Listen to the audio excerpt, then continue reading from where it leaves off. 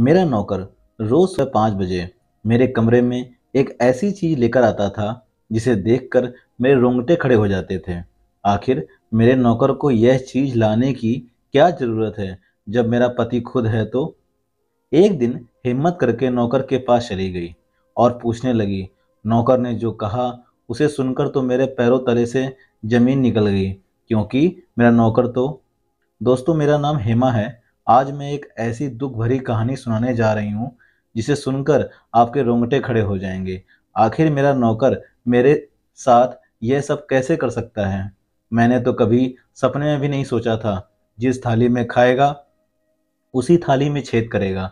दरअसल मेरा नौकर 18 साल का था और रोज सुबह 5 बजते ही मेरे कमरे में एक तेल की बोतल रखी हुई होती थी। आखिर मेरा नौकर ये तेल क्यों लेकर रखता था और मैं उससे कुछ कह भी नहीं पाती थी। यह तो रोज का किस्सा था। जब मैं सुबह सोकर उठती तो मेरी नज़र उस तेल पर पड़ती थी और मैं उस तेल को लेकर किचन में रख देती थी। करीबन 1 से 2 महीने के अंदर में ढेर सारी तेल की शीशियाँ हो गई थीं। मैंने हिम्मत करके एक दिन उस नौकर को अपने कमरे में बुलाया और उससे पूछने लगी कि तुम मुझे बताओगे कि आखिर तुम मेरे कमरे में ये तेल की बोतल क्यों रखते हो? जब उसने वजह बताई तो मैं शर्म से पानी पानी हो गई। आखिर मेरा नौकर यह बात कैसे कह सकता था? आज मेरी हालत बहुत ज़्यादा ख़राब थी। ऐसा लग रहा था जैसे अब मुझे घर का काम किया नहीं जाएगा और घर का काम सब करने को पड़ा था और मेरा दर्द से बुरा हाल हो रहा था। अगर मैं धीरे धीरे घर की साफ सफाई भी करती तो फिर किचन में टाइम से खाना बनाना था, क्योंकि मैं इस घर में अकेले नहीं थी। मेरे पति भी मेरे साथ थे। मेरी शादी को भी करीबन कुछ वक्त गुजर गया था, लेकिन अभी तक मैं गर्भवती नहीं हुई थी। मेरा एक भी बच्चा नहीं हो पाया था और मैं ये सब सोच सोच कर बहुत ज़्यादा परेशान रहती थी। मेरे पति तो बहुत अच्छे थे। मेरे अंदर कमियां होने के बावजूद भी मेरे पति अभी तक डाइवोर्स नहीं दिए थे और मेरी सास दिन पर दिन मुझसे कुश्ती लड़ती रहती थी, मुझे बांझ कहती रहती थी। लेकिन मैं कर भी क्या सकती थी? मेरे बस में तो कुछ भी नहीं था। अगर मेरे हाथ में कुछ होता भी तो यह मसला बहुत पहले हल कर चुकी होती। लेकिन मेरी सास का ताना सुन सुन करके मेरे कान के पर्दे फट चुके थे। अब तो मुझे यह भी नहीं पता था कि कमियां किसके अंदर हैं, मेरे अंदर या फिर मेरे पति के अंदर। जब मैं कहती कि आप भी एक बार डॉक्टर से चेकअप करवा लीजिए, लेकिन मेरे पति तो कहते कि मैं बिल्कुल भी ठीक ठाक हूँ, जो भी कमियां हैं वह तुम्हारे ही अंदर हैं। मैं उनकी बात सुन के चुप हो जाया करती थी। मेरी जिंदगी बस इसी तरीके से गुजर रही थी। मेरे पति सुबह काम पर चले जाते थे और शाम को देर से घर वापस आते थे। मैं सारा दिन घर में अकेली रहती थी, बल्कि वह तो मुझसे बात भी नहीं किया करते थे। ना जाने उनके दिमाग में क्या कुछ चल रहा था। आखिर वह चाहते क्या थे? आज तक मैं कुछ भी नहीं समझ पाई थी। वह रोज खामोश रहा करते थे। आखिर उनके मन में ऐसी कौन सी बात थी जो वह मुझे बताना जरूरी नहीं समझते थे?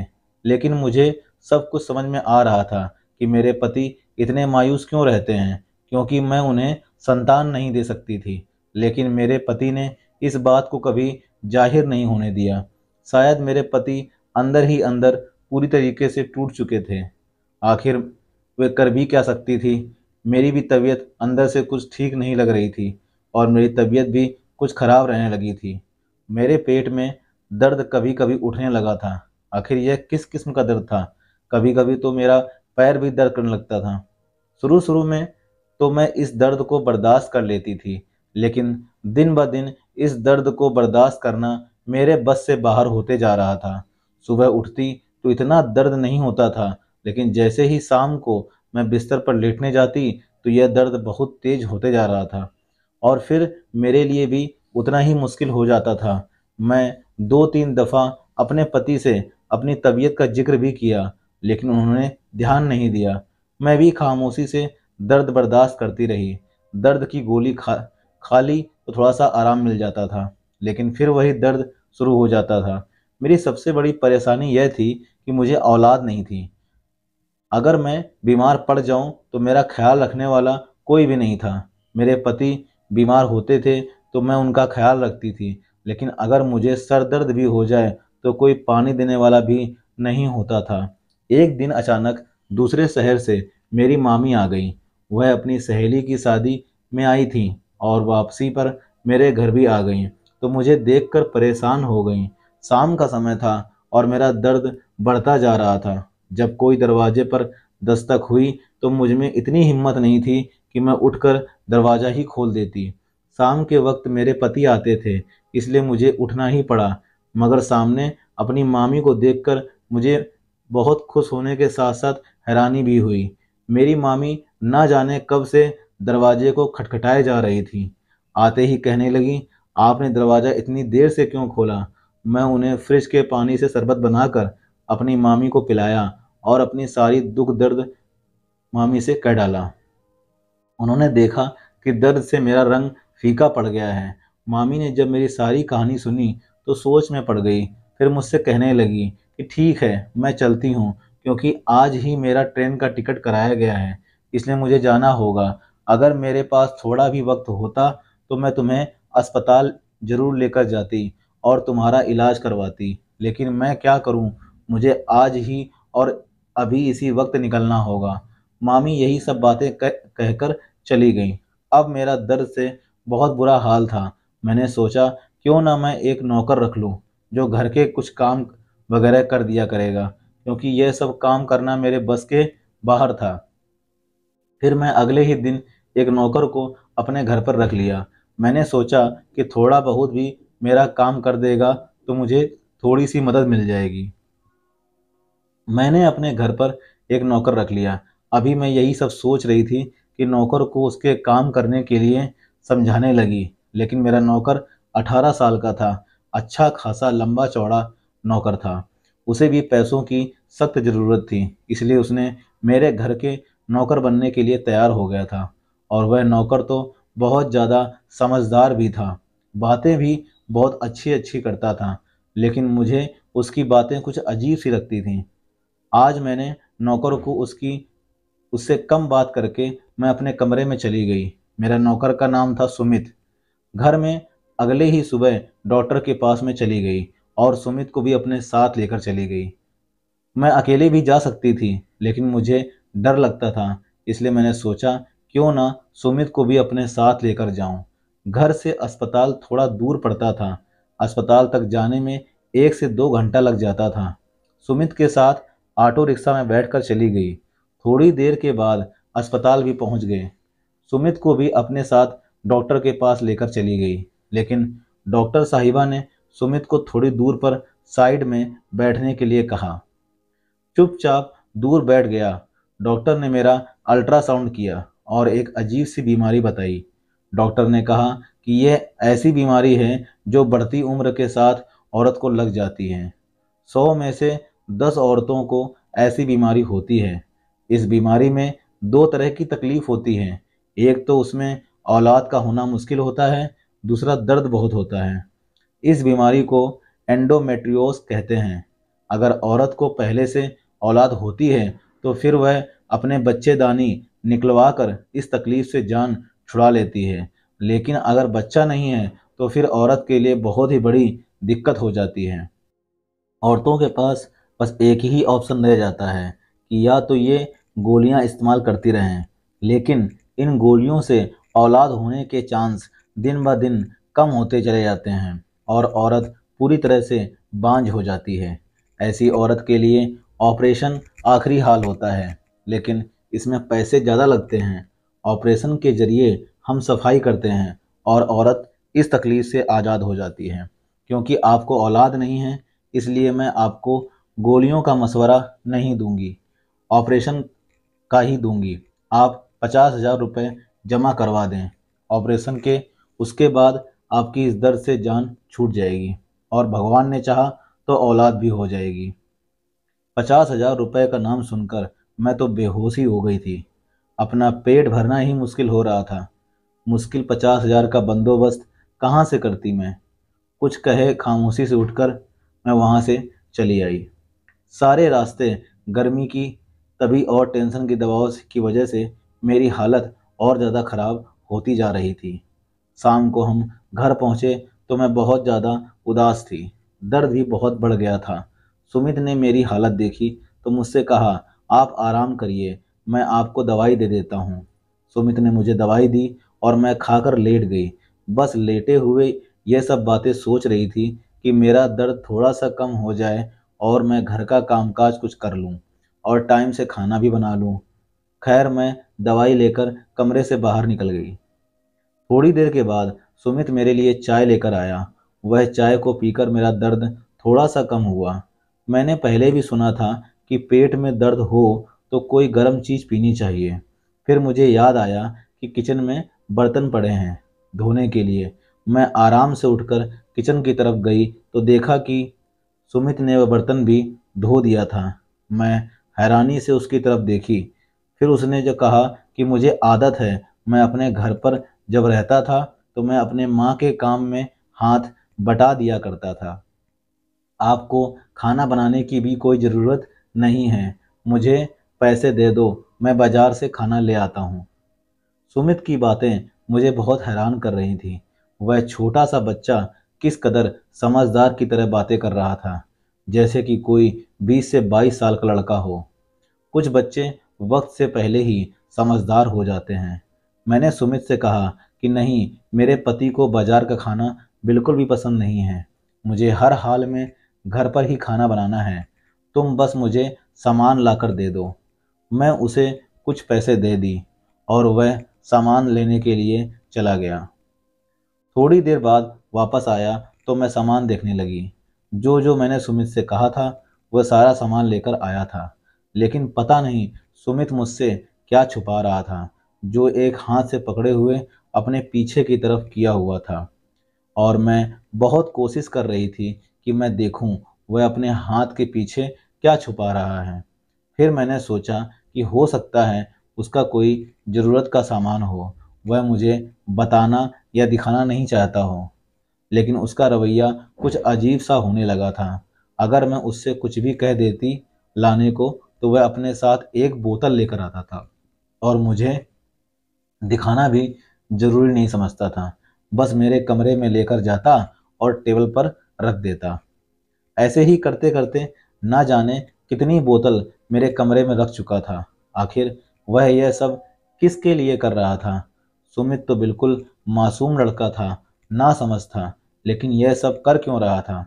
और मेरे अंदर इतनी हिम्मत नहीं होती थी कि मैं उसे जाकर पूछूं कि तुम यह तेल रोज क्यों लेकर आते हो और तेल की बोतल मेरे ही बगल के टेबल पर क्यों रख देते हो? सुमित के आने के काफ़ी हद तक हम पति पत्नी की बहुत मदद मिल जाया करती थी। अगर मेरे पति को कुछ मंगवाना होता था तो वह सुमित को भेज दिया करते थे। जब थके हारे काम से घर पर आते थे और कोई काम आ जाता तो उन्हें खुद ही दुकान पर जाना होता था, जो कि उनके लिए बहुत ही बड़ी मुश्किल का काम था। वो रात जोड़ों का दर्द सारी दुनिया में कोई समझ सकता है। क्यों इस तरह की ज़िंदगी गुजार रहे हो? मेरे पति में तो कोई कमी थी, लेकिन अब मेरे अंदर भी तरह तरह की बीमारियां पैदा हो गई थीं और मेरे पास ऑपरेशन के लिए पैसे भी नहीं थे और गोलियों में खाना नहीं चाहती थी। जहां सुमित ने हम दोनों पति पत्नी के लिए इतना सारा आसान काम कर दिया था, वह भी मेरे लिए एक बहुत बड़ा मसला खड़ा कर दिया था। और वह मसला था तेल का मसला। मैंने सुना था कि तेल को औरतों की काफ़ी बीमारियों के लिए इस्तेमाल किया जाता है। इसी वजह से मैं शर्म के मारे अपने नौकर से पूछ नहीं पा रही थी वह तेल क्यों लेकर आता है। क्या उसने मेरी और मेरे डॉक्टर की बातें सुन ली थीं? मैं यही सोच सोच कर थक चुकी थी। मेरा मन करता था उसे मना कर दूं कि वह यह चीज़ ना लेकर आए, लेकिन मैं कुछ भी नहीं कह पा रही थी। एक दिन मैंने हिम्मत करके सुमित से तेल के बारे में सवाल किया। सुमित ने एक ऐसी बात बताई जिसे सुनकर मैं बहुत ज़्यादा हैरत में पड़ गई। अपने पाँव पीछे की तरफ घुमाई और अपने कमरे में चली गई और सुमित की बातों को सोचती रही। सुमित हम पति पत्नी की बातें सुनता था। मुझे अजीब सी शर्मिंदगी ने घेर लिया था। मैं सुमित की बात सुनकर इस कदर शर्मिंदा हो गई कि मुझे खुद को आईने के सामने खड़े होते हुए भी शर्म आ रही थी। यही ख्याल मेरे मन में आ रहा था कि धरती फट जाए और मैं उसी में समा जाऊं। मेरे दिमाग में पता नहीं क्या कुछ चल रहा था। क्या सुमित इस राज को जान चुका था जिससे मैं सबसे छिपाती चली आ रही थी? आज तक मैं अपने सास तक को नहीं कहा था, लेकिन वह बात मेरे नौकर सुमित को पता चल चुकी थी। बस इसलिए वह मुझे रोज एक नारियल का तेल लाकर मेरे टेबल पर रख देता था, लेकिन उसके अंदर इतनी हिम्मत नहीं हो पाती थी कि वह मुझे मेरे हाथ में लाकर दे दे, मुझे अपने मुंह से कह दे। मैं भागती अपने कमरे में चली गई, अंदर से दरवाज़ा बंद करके बहुत ज़्यादा रोने लगी। मुझे बहुत ज़्यादा शर्म महसूस हो रही थी। आखिर दो पति पत्नी की बात एक नौकर जान चुका था। मैं तो उसके सामने जाने से भी कतराने लगी थी। एक तो मैं गर्भवती नहीं हो पा रही थी, और दूसरी तरफ यह नौकर का मसला। यह सब इतना शर्म वाली बात थी कि मेरा नौकर भी मुझसे शर्माने लगा था। लेकिन थोड़ी देर के बाद सुमित ने दरवाजे के बाहर से कहने लगा कि मालकिन, मैं अब यहाँ काम नहीं कर सकता, मैं अब जा रहा हूँ। अब मैं यहाँ पर काम नहीं कर पाऊँगा। मैंने भी नौकर से कुछ नहीं कहा कि मैं उसे कह दूँ कि रुक जा, बहुत सारी परेशानी अभी जन्म लेते जा रही हैं। मैं किचन में चली गई और उस तेल के ढेर को किचन से निकाला। मुझे सुमित की बातें याद आने लगीं तो अजीब सा एहसास हुआ। मेरा दिल किया कि मैं सब बाहर कचरे में फेंक दूँ, लेकिन फिर सोचा कि यह वह सब मेरी भलाई के लिए ही तो कर रहा था। उसने गलत कहा था। मैंने एक तेल का बोतल निकाला और नहाने के पानी में डाल दिया। थोड़ी देर बाद वो पानी मिल गया तो मैं उसी से नहाने लगी। मैं बहुत दिनों तक नारियल के तेल को एक बोतल में रोजाना पानी में डालकर नहाती रही, और मेरी बीमारी दिन पर दिन खत्म होती चली गई। मेरी तो बस एक ही बीमारी थी जो मुझसे इतना बदबू निकलता था। मैं तो अकेली थी, पति भी काम पर चले जाते थे, सासू माँ भी मेरे पास नहीं आती थी, इसलिए मेरे इस बदबू को कोई जान नहीं पाता था। लेकिन मेरा पति रात को तो मेरे साथ ही रहता था।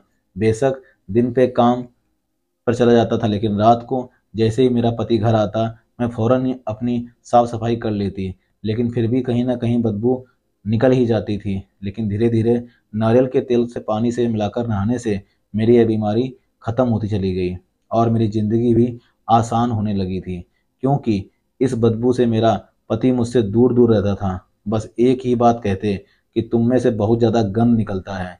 यह बात कहकर मेरे पति रोजाना सुनाते रहते थे। एक दिन मेरे पति यही सब बातें मुझसे कह रहे थे जो सुमित ने सारी बातें सुन ली थी। उसी के दूसरे दिन से ही सुमित रोजाना एक बोतल नारियल का तेल मेरे टेबल पर लाकर रख देता था, क्योंकि मैं उसे तेल को पानी मिलाकर नहाना था और इस बीमारी से छुटकारा पाना था। सुमित ने बताया था कि उसके दोस्त की पत्नी को भी यही बीमारी थी, और बहुत ज़्यादा दवा करवाने के बावजूद भी वह बीमारी ठीक नहीं हो पाई। उससे दूर ही रहते थे सब लोग। फिर एक दिन गांव की दीदी ने यह मशवरा बताया था कि रोज एक नारियल की बोतल को तेल पानी में मिलाकर नहाना। जैसे ही शुरू किया, धीरे धीरे उसकी यह बीमारी खत्म हो गई। सुमित की बातें सुनकर मैं बहुत शर्मिंदा हो गई थी। मुझे हकीकत में रोना आ गया था, और मैं काफ़ी देर तक रोती रही। लेकिन जब मैं उसकी लाए हुए तेल से नहाना शुरू किया तो मेरी ज़िंदगी आसान हो गई थी। मैंने महसूस किया कि मेरे पति की बदबू वाली शिकायत खत्म हो गई है, और मुझे महसूस हो रहा था कि मेरी जैसी औरतों वाली बीमारी के बारे में उसे खबर हो गई है, और इसीलिए वह नारियल का तेल लेकर आता है।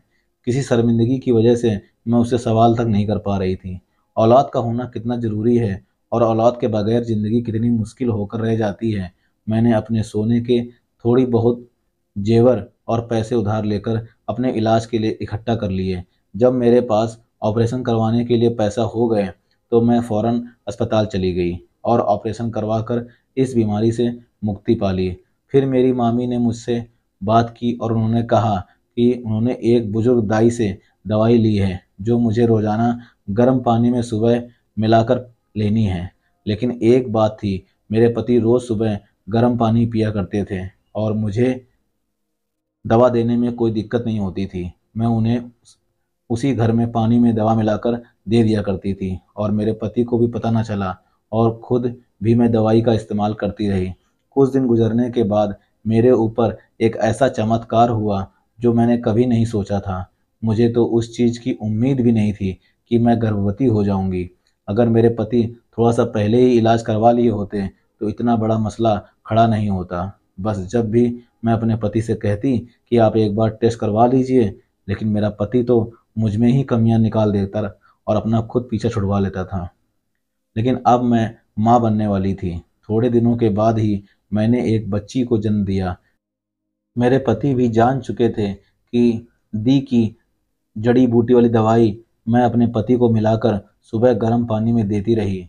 इसीलिए वह घर में पानी पूरा पी लिया करते थे। क्योंकि एक दिन जब मैं दवा मिला रही थी तो मेरे पति ने उस दवा को मिलाते हुए देख लिया था। इसलिए रोजाना वह पूरा गर्म पानी पी लिया करते थे। क्योंकि मेरे नौकर के जाने के बाद मेरे पति को भी पछतावा होने लगा था। आज मेरे नौकर की वजह से इतना बड़ा मसला हल हो चुका था। अब मेरी बच्ची भी 5 साल की हो चुकी थी। हम लोग अपने परिवार में बहुत ज़्यादा खुश रहने लगे थे। मेरी सास का भी व्यवहार मेरे साथ पहले से बहुत अच्छा हो गया था।